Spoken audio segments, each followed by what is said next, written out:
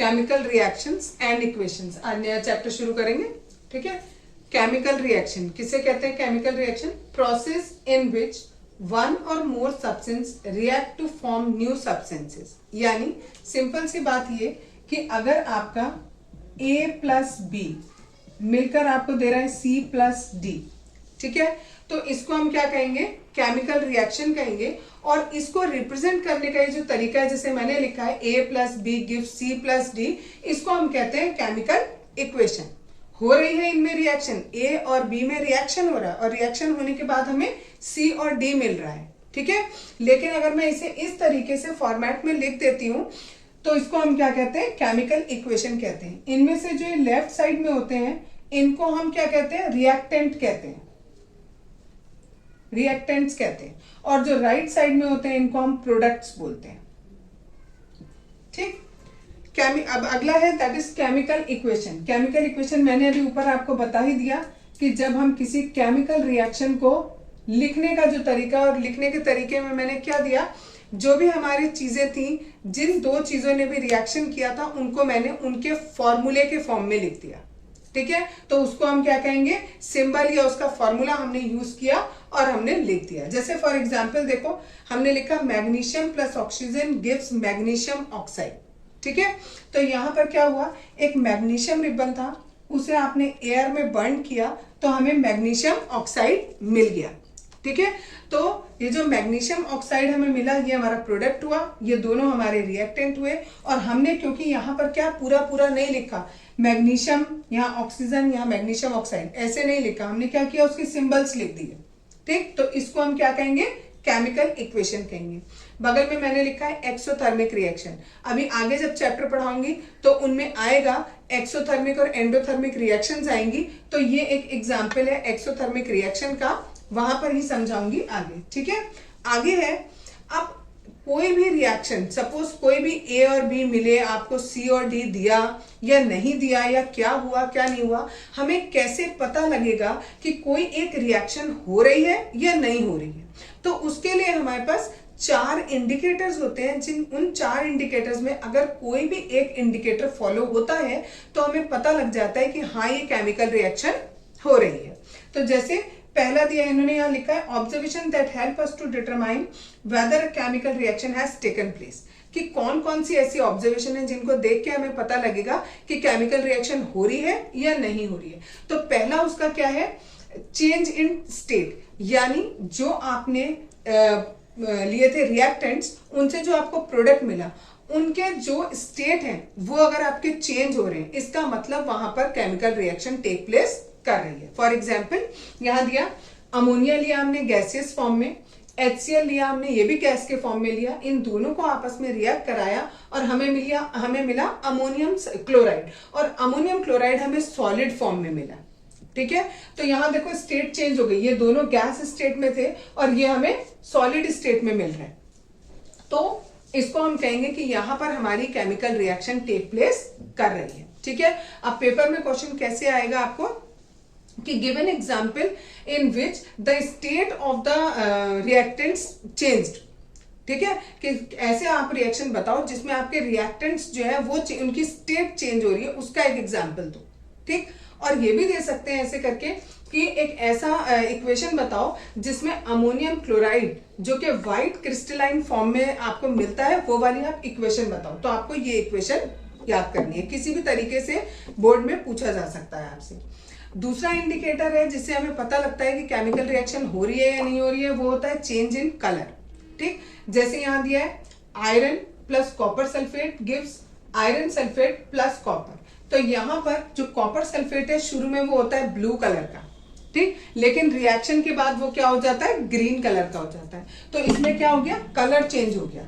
तो जो भी हमने रिएक्टेंट्स लिए थे, रिएक्शन होने के बाद उनका कलर चेंज हो गया, तो दैट मीन्स उसके बीच में रिएक्शन हो गई है, ठीक।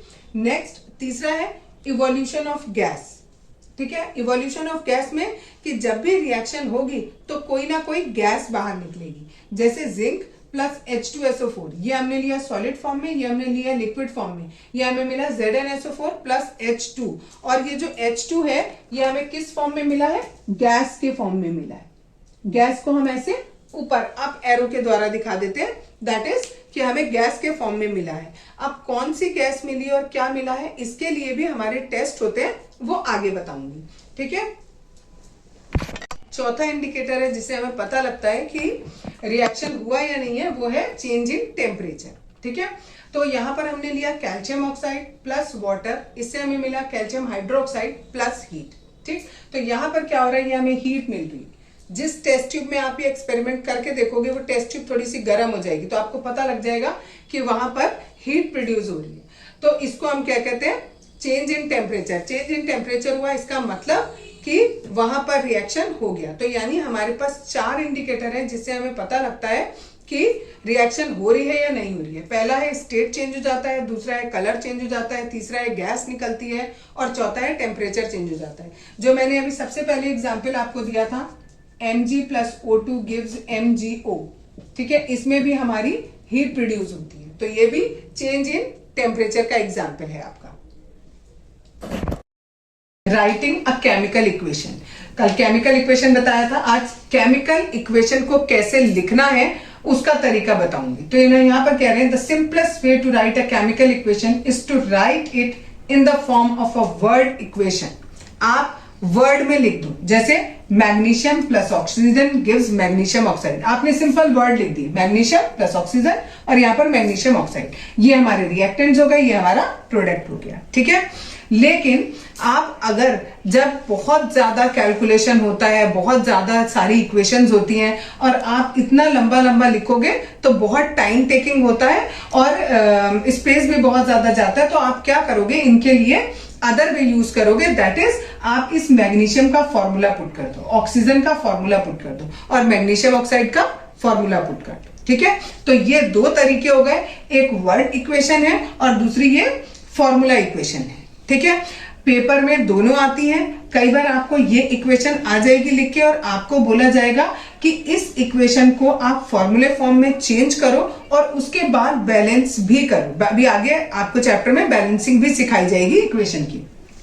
ठीक, नेक्स्ट है कि जब आप ये इक्वेशंस लिखते हो, तो जितने भी आपके ये रिएक्टेंट्स होते हैं या ये प्रोडक्ट्स होते हैं, इनके जितने भी स्टेट होते हैं, उनके आगे आपको वो स्टेट लिखना होता है। जैसे यहां पर हमने लिखा है मैग्नीशियम, तो मैग्नीशियम किस स्टेट में है, अगर सॉलिड में है तो हम इसके आगे, मैग्नीशियम के आगे ही ऐसे ब्रैकेट बनाकर, इस ब्रैकेट में अगर ये सॉलिड है तो हम S लिख देंगे, अगर ये लिक्विड फॉर्म में है तो हम L लिख देंगे, गैस फॉर्म में है तो G लिख देंगे, अगर एक्वस फॉर्म में है तो AQ लिखा जाता है। ठीक है, और अगर गैस कहीं प्रोड्यूस हो रही है तो वहां पर अप एरो बनाया जाता है, और अगर कहीं अगर कहीं पर कोई चीज बनकर, जैसे जो प्रोड्यूस हुआ, बना आपका, वो बन के नीचे बैठ गया, जम गया नीचे, ठीक है, उसको हम बोलते हैं प्रेसिपिटेट। जो चीज नीचे जम के बैठ जाती है, that is called precipitate.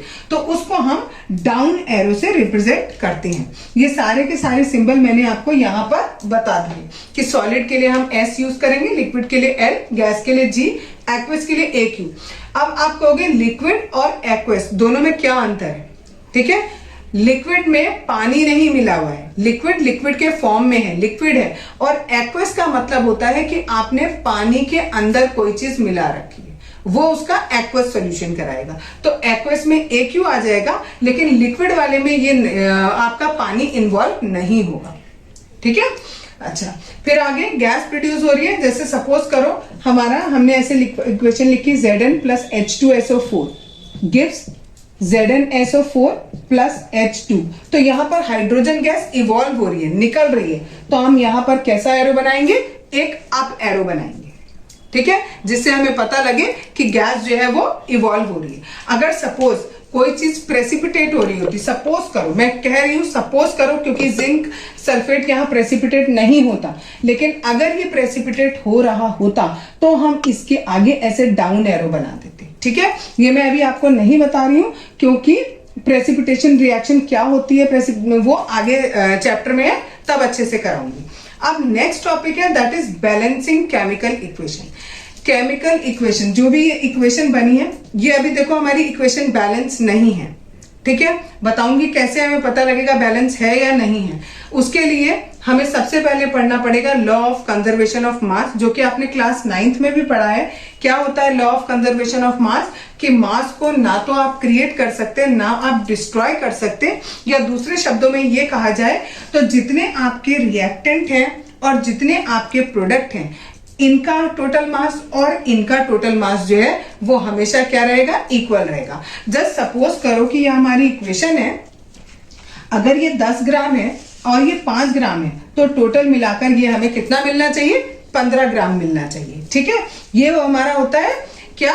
Law of conservation of mass. साथ में ये एक बात और आपसे कह रहे हैं कि यहां पर देखो मैग्नीशियम कितना है? केवल 1 है, इसके आगे कोई नंबर नहीं है, दैट मीन्स 1 है। मैग्नीशियम के ना आगे नंबर ना पीछे number, that means it is also 1 here. यहां पर ये भी 1 है, तो ये तो बैलेंस है। लेकिन ऑक्सीजन के यहाँ पर क्या लिखा हुआ है? ये 2, यानी ऑक्सीजन कितने हैं? 2 हैं। और यहाँ ऑक्सीजन के आगे कोई नंबर नहीं है, ना आगे नंबर है ना यहाँ पीछे नंबर है, तो यहाँ पर ऑक्सीजन क्या है? 1 है। तो दैट मीन्स ये अभी बैलेंस नहीं है, इसको बैलेंस करेंगी। ठीक है, उसके बहुत सारे स्टेप्स होते हैं। नेक्स्ट स्टेप में वो सिखाऊंगी आपको कि किसी भी केमिकल इक्वेशन को हम बैलेंस कैसे करते हैं। आज बताऊंगी steps for balancing chemical equation. Chemical equation को कैसे बैलेंस करते हैं। फॉर एग्जाम्पल हमने ये इक्वेशन लिया है, अब हमें इस इक्वेशन को बैलेंस करना है। सबसे पहली चीज हमें क्या करना होता है, जब भी हम बैलेंस करते हैं तो हमें इस पूरी इक्वेशन में नंबर्स लिखने होते हैं। ठीक है, वो नंबर्स हम इसके बीच में कहीं नहीं लिख सकते, यहाँ नीचे नहीं लिख सकते, केवल ये जो भी फॉर्मूले हमें दिए हुए हैं इनके हम आगे नंबर लिख सकते हैं। ठीक है, इसीलिए सबसे पहला स्टेप हमारा यही है कि जो भी चीज आपको क्वेश्चन में गिवन की गई हो उन सबको आप बॉक्स के अंदर डाल दो। First step is this one, जो भी चीज आपको गिवन है उसको आप बॉक्स के अंदर डाल दो। अब आपको क्या करना है, दूसरे केस में आपको क्या करना है, दूसरे स्टेप में आपको जितने भी एलिमेंट्स इस इक्वेशन में यूज हो रहे हैं, जैसे यहाँ पर आयरन यूज हो रहा है, हाइड्रोजन है और ऑक्सीजन है, केवल ये 3 एलिमेंट्स यहाँ यूज हो रहे हैं। इन तीनों एलिमेंट्स को हम ऐसे एक टेबल बना के लिख लेंगे। इस टेबल में यहां पर लिखेंगे number of atoms in reactant. Equation का लेफ्ट साइड जो होता है इसको हम रिएक्टेंट साइड बोलते हैं, और इक्वेशन के राइट वाले को हम प्रोडक्ट वाला साइड बोलते हैं। तो इसके लेफ्ट में जितने भी आयरन है, अब देखो आयरन यहाँ पे ना यहाँ पर नंबर है ना यहाँ पे नंबर है। एक चीज और बता दूं आपको, अगर सपोज ऐसे दिया होता, ठीक है, सपोज ऐसे दिया होता, ऐसे दिया नहीं होगा बट ऐसे दिया होता, तो इन दोनों नंबर्स को मल्टीप्लाई किया जाता है, तब आयरन हमारे पास यहाँ पर 4 एटम हो जाते हैं आयरन की। लेकिन अभी फिलहाल ना यहाँ आगे नंबर है ना यहाँ नीचे नंबर है, तो यहाँ पर कितने एटम है? 1 एटम है रिएक्टेंट साइड में। जबकि यहाँ पर प्रोडक्ट साइड में देखो आयरन के नीचे यहाँ पर 3 लिखा हुआ है, तो यहाँ पर 3 एटम्स है। सिमिलरली हाइड्रोजन का देखो यहाँ पर 2 लिखा हुआ है, ये 2 लिख दिया हमने रिएक्टेंट साइड में, और यहाँ पर भी 2 हैं, वो भी हमने 2 लिख दिए। नेक्स्ट ऑक्सीजन बचा। ऑक्सीजन यहाँ पर केवल 1 है, क्योंकि इधर कोई भी नंबर नहीं है, ना आगे है ना पीछे है, यहाँ पीछे नहीं है, दैट मीन्स यहाँ पर 1 है। यहाँ पर ऑक्सीजन में 4 है। अब सेकंड स्टेप ही हो गया। थर्ड स्टेप में हम क्या करेंगे, इनमें से जिस भी नंबर का सबसे ज्यादा डिफरेंस आ रहा है, देखो यहाँ 1 और 3 का हो रहा है, यहाँ 2 और 2, ये तो दोनों बराबर ही है, यहाँ 1 और 4, तो सबसे ज्यादा डिसबैलेंस कौन है? ये ऑक्सीजन डिसबैलेंस है। इसको बैलेंस करने के लिए हम क्या करेंगे, जो भी यहाँ पर जो रिएक्टेंट साइड है जहां पर 1 है, अगर हम इसे मल्टीप्लाई बाय 4 कर दें तो ये भी 4 हो जाएगा और ये भी 4 हो जाएगा। तो हम नेक्स्ट स्टेप में यही करेंगे कि जो हमारे पास लेफ्ट साइड में यानी रिएक्टेंट साइड में है उसको हम क्या करेंगे, 4 से मल्टीप्लाई कर देंगे। तो यहाँ देखो लिखा है हम बैलेंस कर रहे हैं ऑक्सीजन के एटम को। यहाँ अब हम खाली ऑक्सीजन के एटम की बात करेंगे, अब हम तीनों की बात नहीं करेंगे। यहाँ हमने तीनों के लिखे थे, यहाँ केवल ऑक्सीजन के एटम की बात करेंगे। क्यों? क्योंकि हम उसको बैलेंस करने जा रहे हैं। तो हमने क्या किया, रिएक्टेंट वाली साइड में 4 से मल्टीप्लाई कर दिया। 4 से मल्टीप्लाई कर दिया, इसका मतलब 4 हम यहाँ पर लिखेंगे, यहाँ बीच में कहीं नहीं लिखेंगे। 4 कहाँ लिखेंगे? यहाँ पर लिखेंगे। ठीक है, ये हमारा बैलेंस हो गया। अब ऑक्सीजन तो हमारे बैलेंस हो गए, लेकिन अब हमारा देखें हाइड्रोजन बैलेंस करना। अब दोबारा से देखेंगे, इस वाले केस में जो हाइड्रोजन है वो कितने हो गए, 4 × 2 किया तो 8 हो गए। यहां पर केवल 2 हैं हाइड्रोजन, तो हम क्या करें, इस वाले को 4 से मल्टीप्लाई कर दें तो ये फिर से बैलेंस हो जाएंगे। तो ये वाला एज इट इज कॉपी करेंगे, ये भी एज इट इज, और इस वाले नंबर के आगे हम क्या लगा देंगे, 4 लगा देंगे। नेक्स्ट स्टेप में अब हमारे हाइड्रोजन के और ऑक्सीजन के हमने एटम्स बैलेंस कर लिए। अब आता है हमारा आयरन। आयरन के बैलेंस करने के लिए इनिशियली हमने देखा Fe में कितना है, केवल 1 है। यहाँ पर देखो लास्ट इक्वेशन हमारी यहाँ बनी थी, इसमें Fe में हमारे पास कितने हैं, 1 है, और Fe3O4 में हमारे पास 3 है। इसको बैलेंस करने के लिए हम 1 को किससे मल्टीप्लाई कर देंगे, 3 से मल्टीप्लाई कर देंगे, ठीक है, 1 into 3 कर देंगे, तो ये भी बैलेंस हो गया। अब यहाँ पर देखो Fe के हो गए 3, यहाँ पर Fe के भी हो गए 3, हाइड्रोजन के यहाँ पर हो गए 8, 4 into 2 करेंगे 8, यहाँ पर भी 4 into 2 करेंगे 8, ऑक्सीजन यहाँ पर 4 into 1 करेंगे 4, यहाँ पर भी ऑक्सीजन है 4, तो तीनों चीज हमारी क्या हो गई, बैलेंस हो गई। दैट मीन्स ये हमारी पूरी एक बैलेंस इक्वेशन बन गई।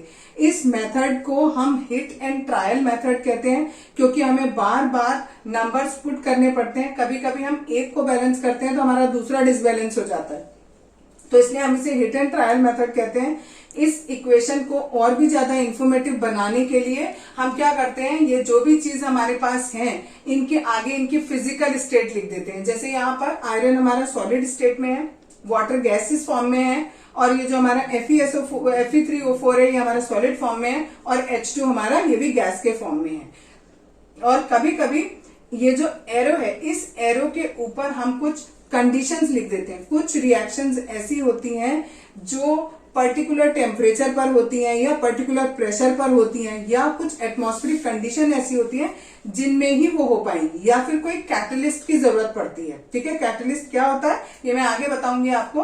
तो कह रहे हैं अगर कुछ इक्वेशंस ऐसी होती हैं जिनमें वो चीजें होती हैं, वो कंडीशंस होती हैं, तो उन कंडीशंस को इन एरो के ऊपर लिखा जाता है।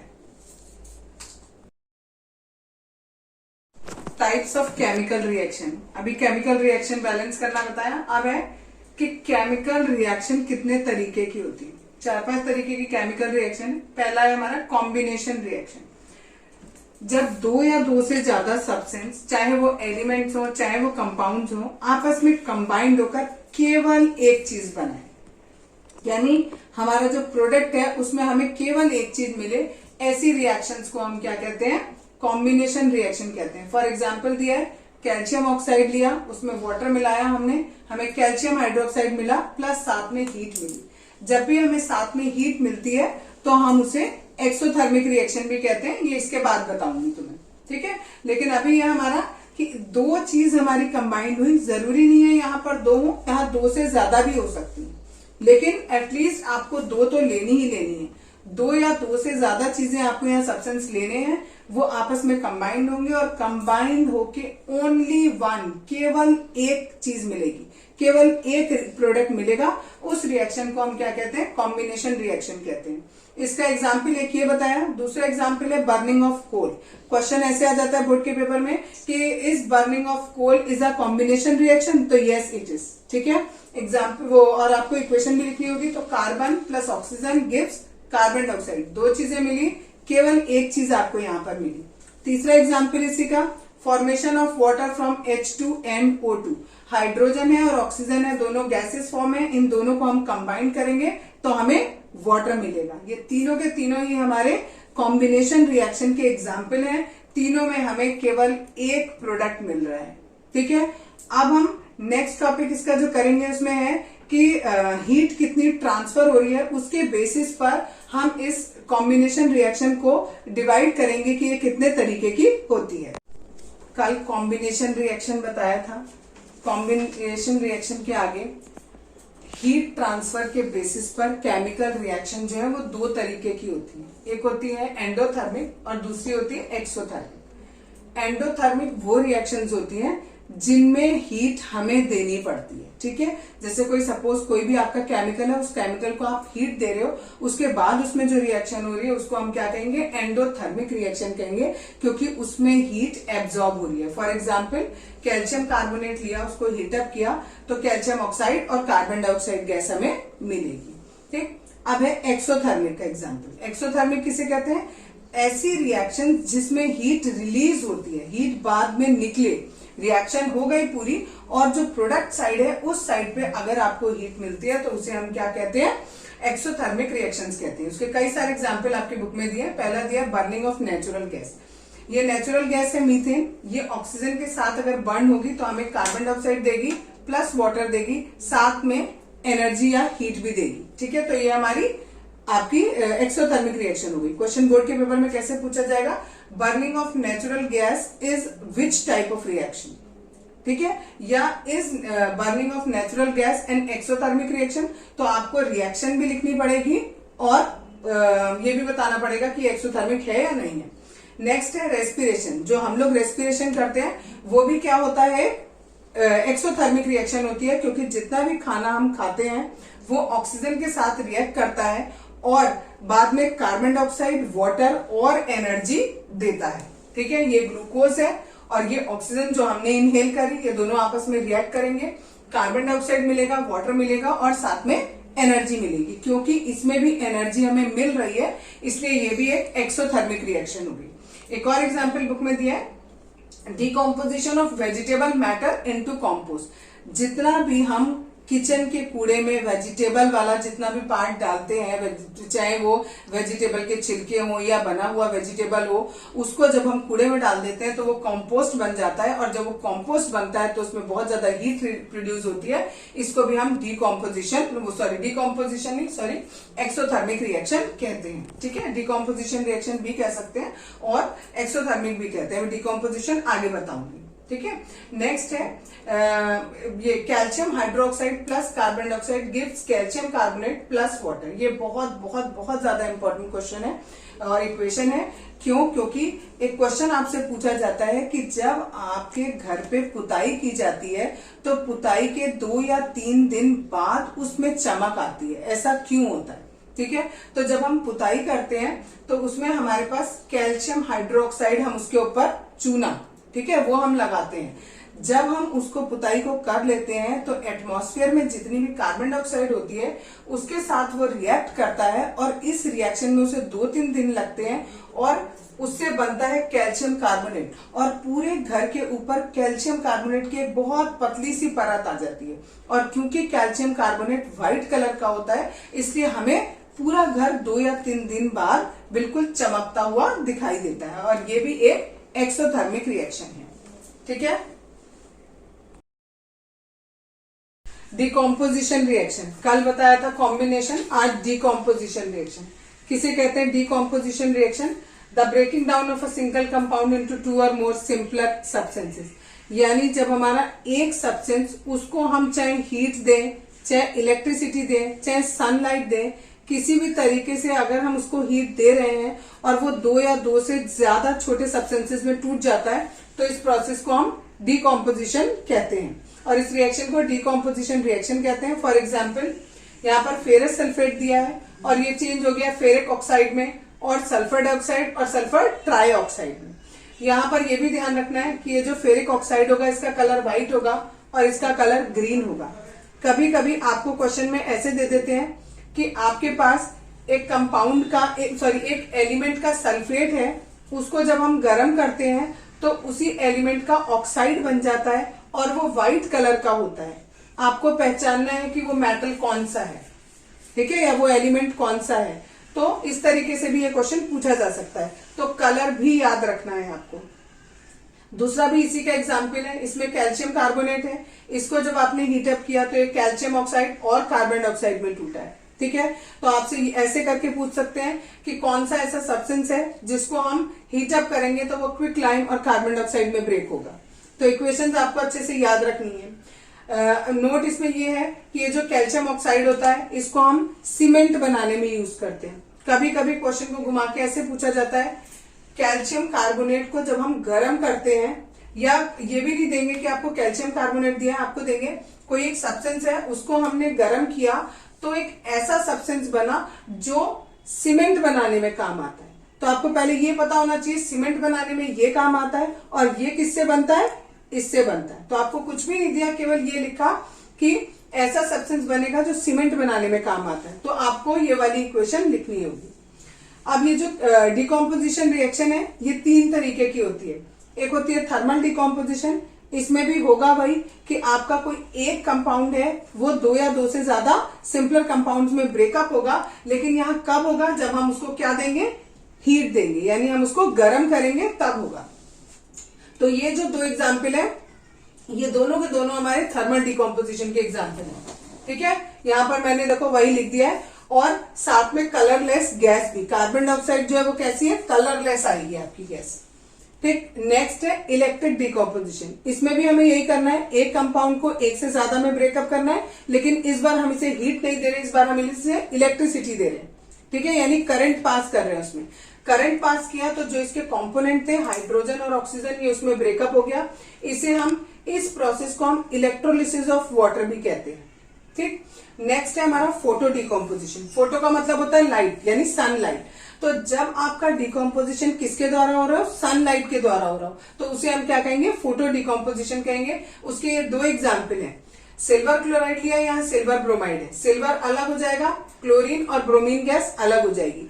ये पूरा प्रोसेस जो है, दोनों ही, ये दोनों के दोनों ब्लैक एंड व्हाइट फोटोग्राफी में यूज आते हैं। ठीक है, तो क्वेश्चन कैसे पूछा जाता है कि आपको एक केमिकल दिया हुआ है, ठीक है, जब आप उसे सनलाइट में रखते हो तो उसमें से मेटल और एक गैस रिलीज होती है, और ये जो प्रोसेस है ये ब्लैक एंड व्हाइट फोटोग्राफी में यूज होता है। अब आपको बताना है कि वो मेटल कौन सा है, तो यहां पर आपका कौन सा मेटल है, वो सिल्वर है। ठीक है, तीसरे टाइप की इक्वेशन होती है डिस्प्लेसमेंट रिएक्शन। इसमें जब एक एटम या group of atom of a compound is replace by another atom और ग्रुप ऑफ एटम। अब इसे समझो पहले क्या कह रहे हैं। देखो, एक जगह मैंने खाली एक एलिमेंट लिया है और दूसरी जगह मैंने एक कंपाउंड लिया है। ठीक है, इस कंपाउंड का ये Cu, या तो ये खाली Cu को रिप्लेस कर दे, या कभी कभी रिएक्शंस ऐसी होती हैं जिसमें ये जो है SO4, इसको हम कहेंगे ग्रुप ऑफ एटम। ठीक है, तो कभी कभी क्या होता है, ये खाली इसको रिप्लेस करता है, और कभी कभी ये नहीं, इसकी जगह कोई और होगा तो हो सकता है मे बी वो इसको रिप्लेस करे। ठीक है, तो क्या हुआ, Fe प्लस CuSO4 में क्या हुआ, इस Fe ने इस Cu को हटा दिया और इसकी जगह पर खुद आ गया, प्लस Cu बनाया। ठीक है, इस तरीके के रिएक्शन को हम क्या कहते हैं, डिस्प्लेसमेंट रिएक्शन कहते हैं। इसमें क्या हो रहा है, एक चीज दूसरी जगह से डिस्प्लेस हो रही है। यहाँ पे आयरन अकेला था, कॉपर सल्फेट कंबाइंड था, यहाँ क्या हुआ, आयरन सल्फेट बन गया और कॉपर अकेला रह गया। कलर इनके सबके ध्यान रखना और याद भी करना, बिकॉज पेपर में कलर पर बेस करके क्वेश्चन आ जाते हैं। नेक्स्ट, सिमिलरली इसका एग्जांपल दिया हुआ है, इसमें हमें जिंक अकेला है, CuSO4 है, ये जिंक ने इस कॉपर को रिप्लेस कर दिया और इसकी जगह पर खुद आ गया।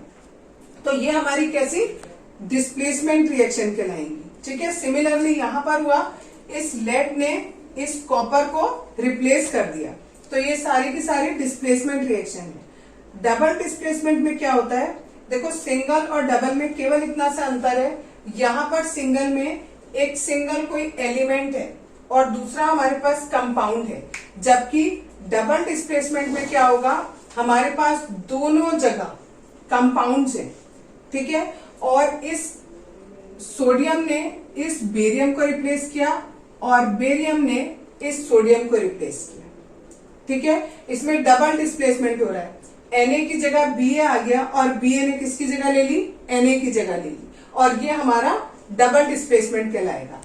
अगर कभी कभी जब ये रिएक्शंस होती हैं और रिएक्शंस होने के बाद अगर ये जो हमें प्रोडक्ट्स मिला है, इन दोनों प्रोडक्ट्स में से कोई एक प्रोडक्ट हमारा प्रेसिपिटेट है, प्रेसिपिटेट मतलब होता है इनसॉल्युबल सॉल्ट, यानी ऐसा सॉल्ट जो घुले नहीं, जब वो घुलेगा नहीं तो जो भी आपका एपरेटस होगा उसमें नीचे बैठ जाएगा वो, तो उसको हम प्रेसिपिटेट बोलते हैं और ऐसी रिएक्शन को हम प्रेसिपिटेशन रिएक्शन कहते हैं। उसका एग्जाम्पल यहाँ पर दिया हुआ है, सिल्वर नाइट्रेट है प्लस NaCl है, आपको AgCl मिला प्लस NaNO3 मिला, तो ये जो AgCl है ये हमारा घुलेगा नहीं, ये नीचे बीकर में बैठ जाएगा, तो इसको हम क्या कहते हैं, प्रेसिपिटेशन रिएक्शन कहेंगे। और प्रेसिपिटेट का शॉर्ट में PPT लिखा जाता है और ये व्हाइट कलर का PPT आपको मिलेगा। उसी का दूसरा एग्जाम्पल आपको दिया है PbNO3 प्लस Ki, ये हमें PbI2 प्लस KNO3 देगा, ये हमारी ब्राउन कलर की होती है और इसमें येलो कलर का प्रेसिपिटेट बनता है।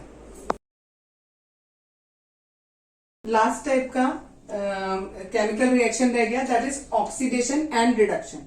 इन दोनों को मिलकर बनता है रिडॉक्स रिएक्शन, RED और OX, that is redox reaction. यानी ऑक्सीडेशन और रिडक्शन को हम रिडॉक्स रिएक्शन भी कहते हैं। ऑक्सीडेशन का मतलब क्या होता है, अगर किसी भी एलिमेंट में या किसी भी कंपाउंड में आपका ऑक्सीजन के एटम बढ़ जाए या फिर हाइड्रोजन के एटम कम हो जाए तो उसे हम क्या कहते हैं, ऑक्सीडेशन कहते हैं। फॉर एग्जाम्पल, अगर हमने कॉपर लिया, साथ में ऑक्सीजन लिया, इसमें ऑक्सीजन एडअप हो गई और CuO बन गया, तो यानी ऑक्सीजन का एटम इसमें कॉपर में बढ़ गया, तो यानी कॉपर का ऑक्सीडेशन हो गया। ठीक है। सिमिलरली यहाँ पर रिडक्शन है, ये जस्ट इसका उल्टा होता है। ठीक, जैसे यहाँ पर लॉस ऑफ ऑक्सीजन एटम होगा और गेन ऑफ हाइड्रोजन एटम होगा। एग्जाम्पल में CO plus H2 give Cu plus H2, तो क्या हुआ, यहाँ पर देखो CuO से Cu मिला, तो यहाँ पर ऑक्सीजन कम हो गया, तो दैट इज यहाँ पर रिडक्शन हो रहा है। और H2 से H2O मिला, यानी यहाँ पर हाइड्रोजन ऐड हो गया, तो दैट इज ऑक्सीडेशन। ठीक है। अब ये जो ऑक्सीडेशन रिएक्शन है, ये हमारे डेली लाइफ में भी हमें देखने को मिलती है। किसमें, जैसे फॉर कोरिजन, ये आप लोगों ने क्लास 8 में भी पढ़ा है। जब कोई मेटल उसके अपने आसपास की सराउंडिंग से अफेक्ट हो जाए, जैसे कि मॉइस्चर से अफेक्ट हो जाए, ठीक है, या कोई एसिड पड़ गया उस पर, उससे इफेक्ट हो जाए, तो उसे हम क्या कहते हैं, कोरिजन कहते हैं। जैसे जो हमारा आयरन होता है, उस आयरन पे अगर आसपास मॉइस्चर है तो उस पे आयरन ऑक्साइड की एक लेयर बन जाती है। ठीक है, और वो कोरोड हो जाता है, उसे हम कोरिजन कहते हैं। ठीक। और जो सिल्वर मेटल होंगी, आपने देखा होगा सिल्वर हम डेली लाइफ में यूज करते हैं, लेकिन कुछ दिनों बाद वो काला पड़ जाता है, तो सिल्वर का काला पड़ना दैट मीन्स उसका ऑक्सीडेशन हो गया है। जो कॉपर के बर्तन होते हैं, उन कॉपर के बर्तन पर बाहर उसकी सरफेस पर ग्रीन कलर की कोटिंग आ जाती है, तो इसका मतलब उस कॉपर का भी क्या हो गया, ऑक्सीडेशन हो गया है। ये सब ऑक्सीडेशन यानी कोरिजन के एग्जाम्पल है आपके। नेक्स्ट है रेंसिडिटी। जब when fats and oils are oxidize, जब फैट और ऑयल, जैसे इसका बहुत अच्छा एग्जांपल समझाती हूँ तो बहुत जल्दी समझ में आएगा। जैसे आप लोगों के चिप्स होते हैं, जो आप पैकेट में फ्लश पैक्स में लेके आते हो चिप्स, अगर वो चिप्स आप थोड़ी देर के लिए खुले में छोड़ दो तो वो कैसे सील जाते हैं। ठीक है, और उनकी जो स्मेल है वो थोड़ी चेंज हो जाती है, तो इस प्रोसेस को हम क्या कहते हैं, रेंसिडिटी कहते हैं। ठीक, जब भी कोई भी आपका ऑयली या फैटी चीज है उसका ऑक्सीडेशन हो गया, दैट मीन्स रेनासिड बन गया उसका। ठीक है, और वो रेनेसिड बन जाएगा तो उसकी स्मेल भी चेंज हो जाएगी और उसका टेस्ट भी चेंज हो जाएगा। इस रेंसिडिटी से हम कैसे बच सकते हैं, जो भी हमारे खाने की चीजें हैं उनमें हम एंटीऑक्सीडेंट मिलाते हैं। एंटीऑक्सीडेंट क्या होते हैं, जो ऑक्सीडेशन होने से रोकते हैं। रेंसिडिटी तब हो रही थी जब ऑक्सीडेशन हो रहा था, अगर हम ऑक्सीडेशन को रोक देंगे तो ऑक्सीडेशन नहीं होगा, यानी रेंसिडिटी नहीं होगी, तो आप उसमें एंटीऑक्सीडेंट मिला दो खाने की चीज में, या फिर आप एयर टाइट कंटेनर में खानों को रख दो। ठीक है, या फिर आप खाने को फ्रिज में रख दो।